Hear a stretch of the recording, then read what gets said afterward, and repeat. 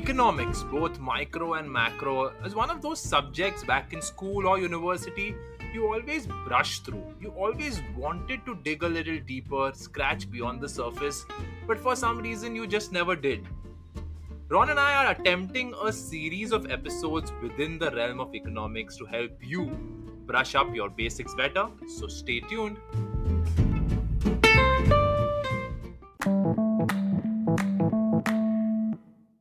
Hello, my name is Savan. Hi, everybody. My name is Ronnie. Welcome to another episode of Surface Scratchers. This possibly is the biggest feat that we've ever attempted trying to decode economics concepts. What do you think makes us qualified to do this, Savan? I have no idea. I have credentials, though, for economics teaching. Mm-hmm. My mom is an economics teacher. Is she? I didn't know Yeah, that. yeah, Hey, she wow, teaches. then so you should know all this even better. Yeah, but, but she teaches high school, and I was a science student, so to say, and did not do commerce. Most of my research very emphatically stated how economics is actually a science. But tell that to the ICSE board.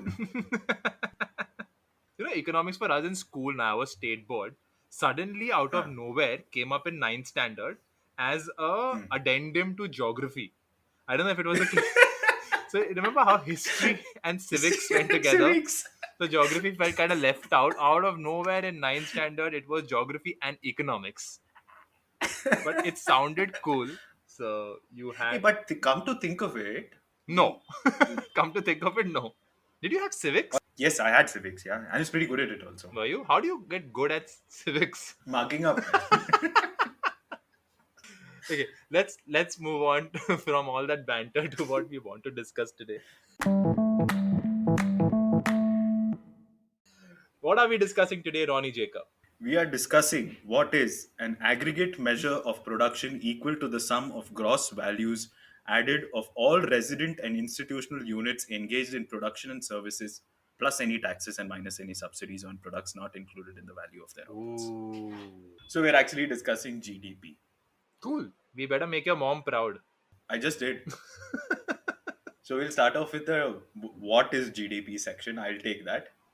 I've just defined it for you, and I'm convinced, Savant, that no other discipline tries to keep people out by complicated jargon and stuff that normally would go over people's head as much as economics does. It's I super feel like it's a definition that evolved over time. First, it would be just the value of goods and services. Oh, but produced within the jurisdiction. Oh, but within a stipulated time period. Oh, and went on and on.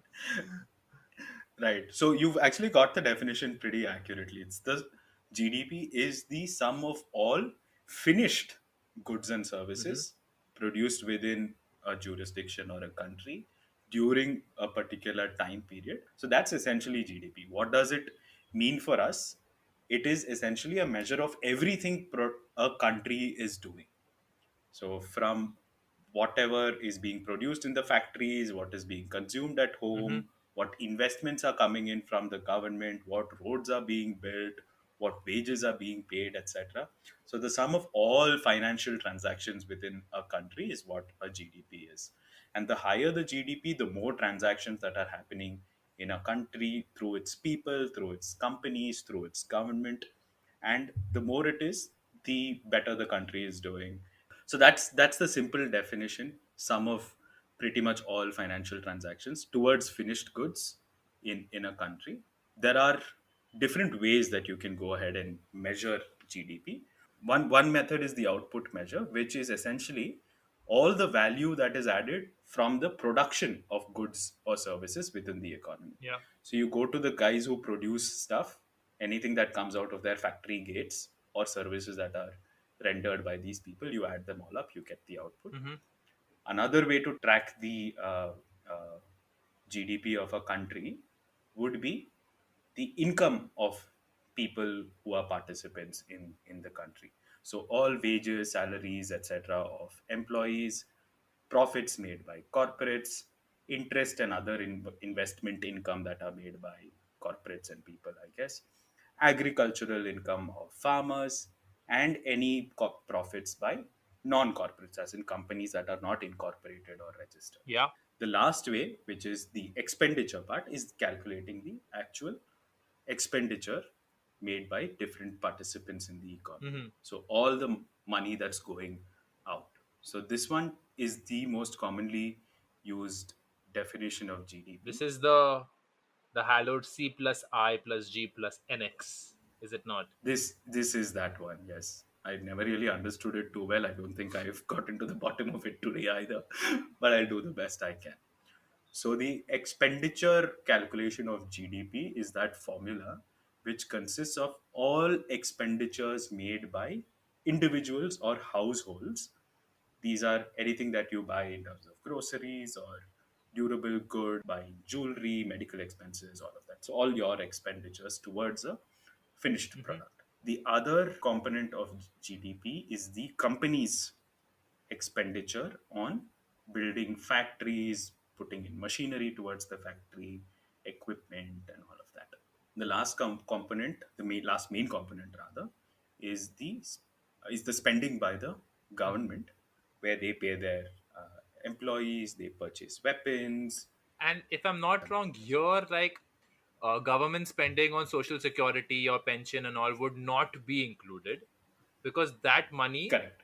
the residents or civilians would, as it is, be using to consume goods or services, which would be incorporated in C. Absolutely. Another thing, because GDP is the sum of all the services or whatever produced within a Hmm. country, that features over here are exports. So if somebody else buys something from your country, if America buys mangoes from Ratnagiri, it is India's production, so that will count towards India's GDP. But if we were to buy Apple products from America, we are actually contributing towards America's GDP. So suppose spend 50,000 rupees Hmm. on an Apple iPhone, you're contributing to America's GDP, but this 50,000 has been counted in your consumption C part, so it has to be removed as an import. So now, if Surface Scratchers Incorporate opens up a factory in London to make these CDs, will that be counted in India's GDP? No, it won't because Even though it's an Indian Desi hard no, it company, won't because we don't make any money.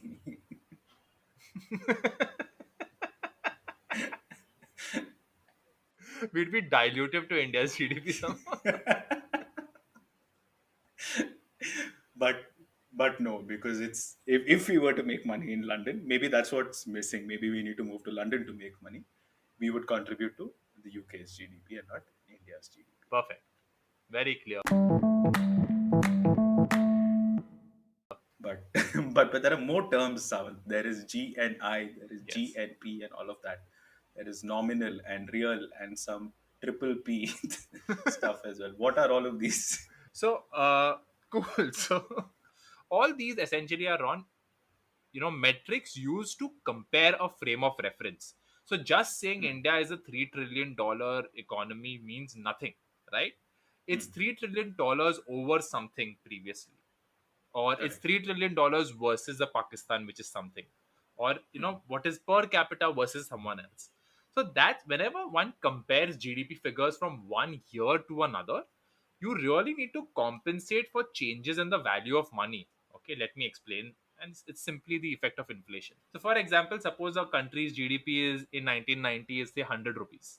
Okay, in 2000 say it becomes 300 rupees. You will, with a 56-inch chest, say that we've grown 3x in our GDP.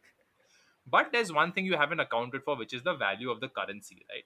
If you ask someone in 1990, one pav costed 1 rupee per pav. If that pav costed 2 rupees per pav, in which case your currency is halved in value, that has to be factored into your GDP of 2000. So effectively, your GDP in 2000, which was 300 rupees, is 300 into 0.5, which is 150. So you haven't grown 3x, you've grown 50%. Yeah. So this adjusted factor that is used to calculate the real quote unquote GDP is indeed called real GDP. Okay. okay. So the correction factor is this one term called GDP deflator, which is not like your CPI, which is a consumer price index, which measures inflation basis the household consumer Hmm, goods. This takes hmm, into account all domestically produced goods, services, including investment good, including government services, as well as household consumption goods. So this GDP deflator into actual nominal GDP becomes your real GDP. That's the Right. first big term that everyone uses. So whenever they have a frame of reference of factor, they usually are referring to a real GDP. Okay. Right. Number two, when you are comparing a GDP between two countries, say, right? So, say India's GDP per capita, while India is the sixth largest economy in the world at $3 trillion, when you look at it per capita, which is by its 1.35 billion population, we immediately go down to 147. So Right. obviously, the value of goods and services divided by the population becomes the GDP per capita, which is a very, very powerful tool to discern an economy's strength versus the other. Okay. That is GDP per capita. It's fairly straightforward. The third term that's used very frequently is GDP based on purchasing power parity, or PPP. Okay. What It's that not does, triple P. sure, let's call it triple P. So Call it what it is. Yeah. So GDP based on triple P basically equalizes the GDP on an international dollar. So a $1, which is now 70 bucks, can buy 70 pows in India or 35 pows in India. But the number of pows you buy in the US would be significantly lesser. And therefore India's GDP inflates a little bit because things are cheap in India. So while we are the sixth largest economy on absolute GDP, when it comes on purchasing power parity, because everything is so cheap here, sugar, pows, etc., we become the third largest economy in the world. But right now, GDP is widely used as the strength of one's economy. It wasn't always the case, which brings us to our next segment of the origin of the GDP. Apparently, when kings and all now in the Middle Ages had to decide if they want to go to war with another country, they had to figure out, can I get the soldiers? Is there enough metal to make swords and shields and armor? Is there enough wheat to feed my soldiers as I, Hmm. take them to a foreign land and all of that? So surveying a kingdom to understand what is the current status of things. Are my peasants rich enough for me to tax them? Hmm. Was a harvest good or whatever? Was something that was unofficially done. And in essence, the objective of this is to assess the nations or the kingdom's wealth or where they stand.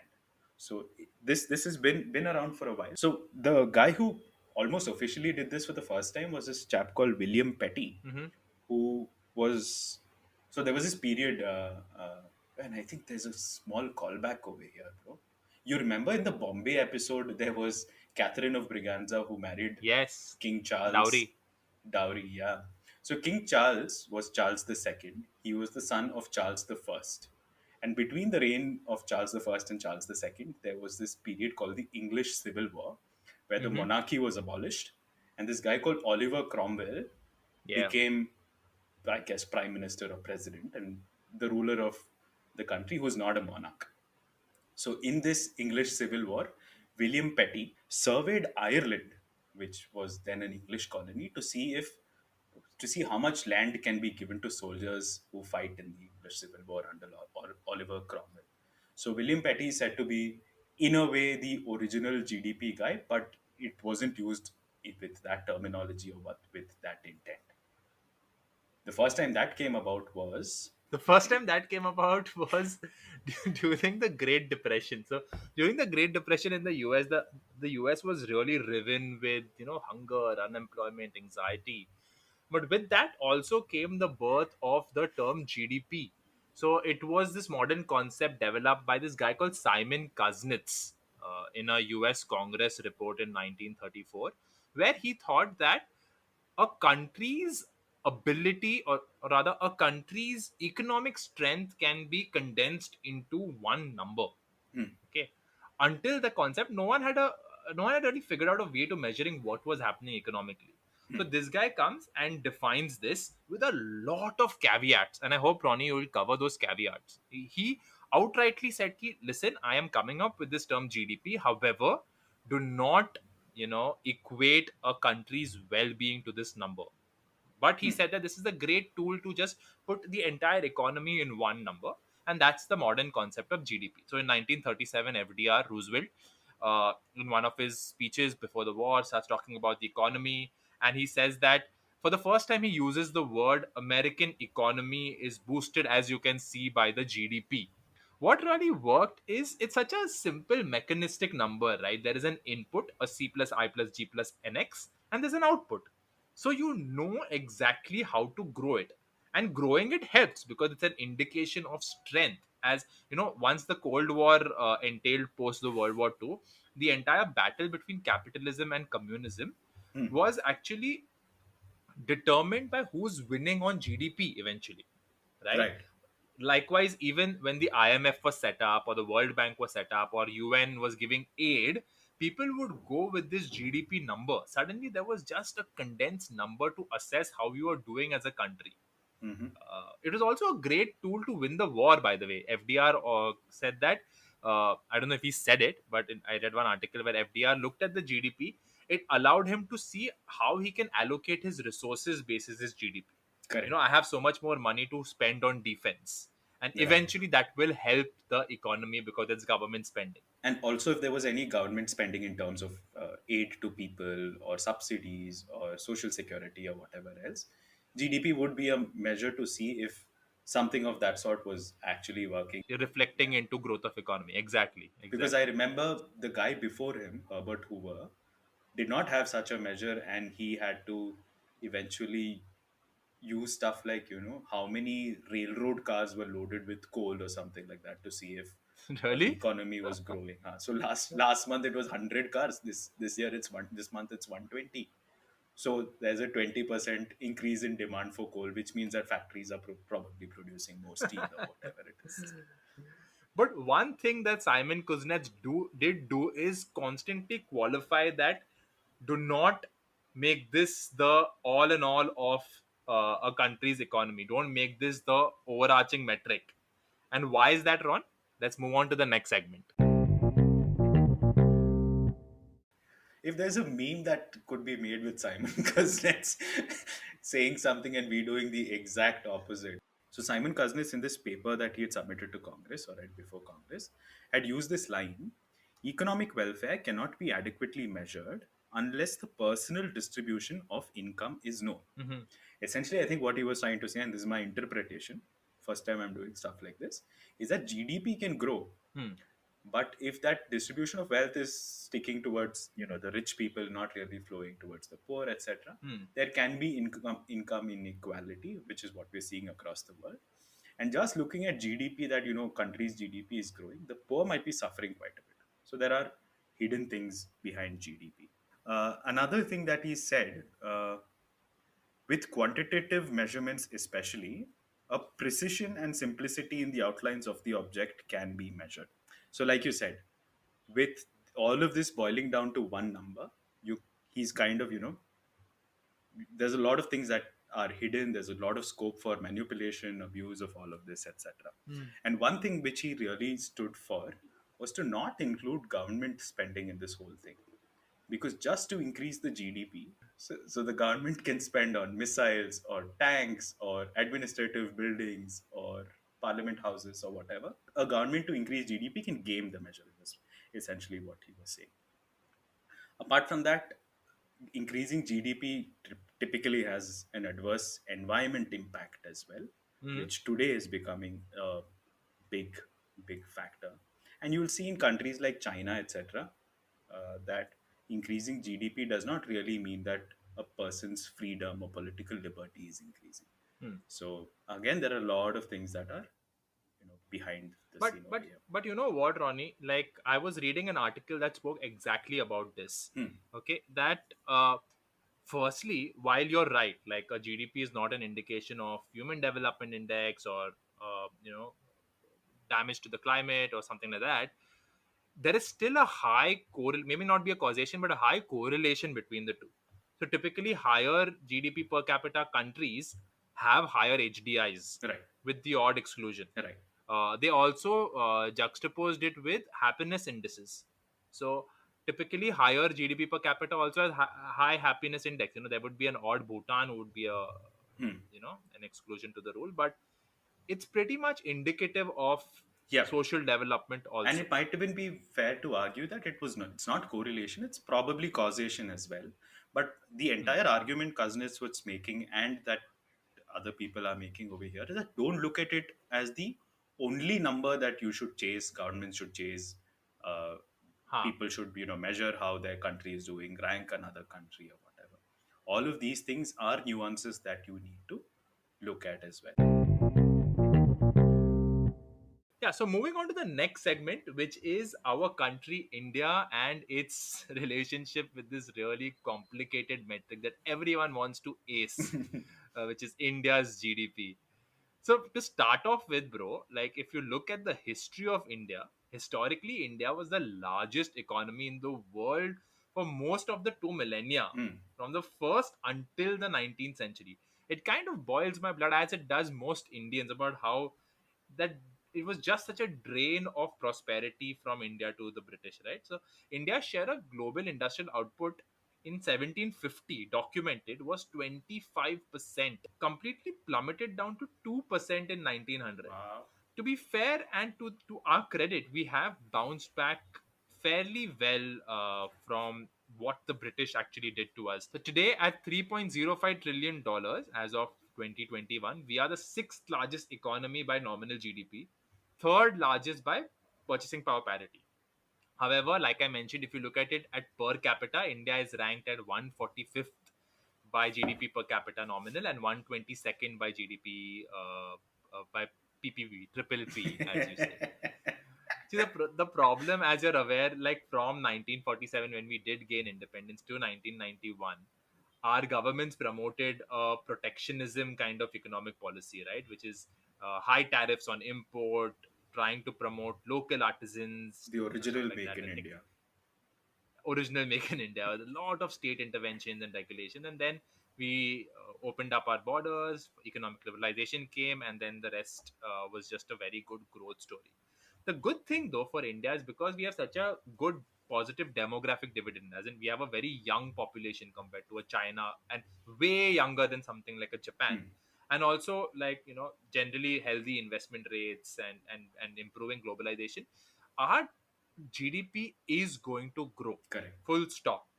Okay, so if it's not, that means we are really messing some things up. Uh-huh. So the macros are very much in our favor to grow, and it's just for us to take it to the next level. So some interesting things about India's economy is, while the absolute GDP is high, Hmm, per capita is low. The Gini coefficient is, we are in the around the median when it comes to world. We're 33.9. okay. Our HDIs are improving, but are still very low at 0.475. As do most developed countries, Ron. Out of the C plus I plus G plus NX, 59% of India's economy is attributed to household consumption. C. Government consumption is around 11.5%, and the factor is 28.5%. We are very import dependent. Our imports are higher than exports, so our NX is negative. The next thing, Ron, that I just want to quickly touch upon is this really controversial, expose by Arvind Subramaniam, who was the former chief economic advisor to our government and Modi ji in particular. So he put out a working paper that questioned India's GDP figures, okay, and he Hmm. urged to relook at India's economic statistics, which is strange because he was the chief economic advisor before he retired or something and came out. So the paper said that India had overestimated GDP growth from 2011 to 2017 by as much as 250 bips, so 2.5%. So we are not growing, according to him, at 7 odd percent. We're growing at 4.5%. So the Okay. actual numbers are very sobering. So post financial crisis, while 7% would be spectacular, 4.5% is a somber, solid performance. Huh. But So not it's bad. definitely not bad. It's a Rahul Definitely Dravid not. innings. But what he did know, Subramaniam, he carried out an experiment. What this experiment was is that you juxtapose the GDP curve to a lot of surrogate industries like electricity consumption or two-wheeler sales or index of industrial production. What Hmm. he noticed was, see, from 2001 to 2011, they are parallel. Suddenly, from 2011 to 2017, all these electricity consumption, two-wheeler sales, and other industrial produce kind of plateau, but apna GDP is still going on and on. Last so, long, really long. so he tried to, delineate these reasons. I didn't understand it from the paper, to be honest, but what I did get is he suggested that the new GDP methodology did not properly take into account how changes in global oil prices affect actual figures. So that Ah, was the big errant input into this GDP output. So he finally concluded that this is bad. Not only does it reflect poorly on our data sanity, but he concluded with 3 points. One, India must restore growth as a key policy objective, because looking at overstated growth numbers, Ronnie, means you're investing lesser in further growth. So one, we should look at that. Second, this has caused massive reputational damage to our data generation. Okay. right. So he has pushed the government to hire both Indian and global technical and people with personal reputation. Mhm. So that's what he said, and he also third, started pushing on look at things beyond GDP, just like how what we Fair were enough. discussing. Fair enough. So At least the very recommendations seem valid. what I always wonder is, see, whether you calculate it as C plus I plus G plus NX, or you calculate it as actual value of industrial output. India has such a high quote unquote secondary market, right? Like a lot of unincorporated companies selling stuff. How is that accounted for? There is, I think, there is a little bit of testament to this. The demonetization that had happened in 2017 or whatever did not really have too much of an impact on the GDP.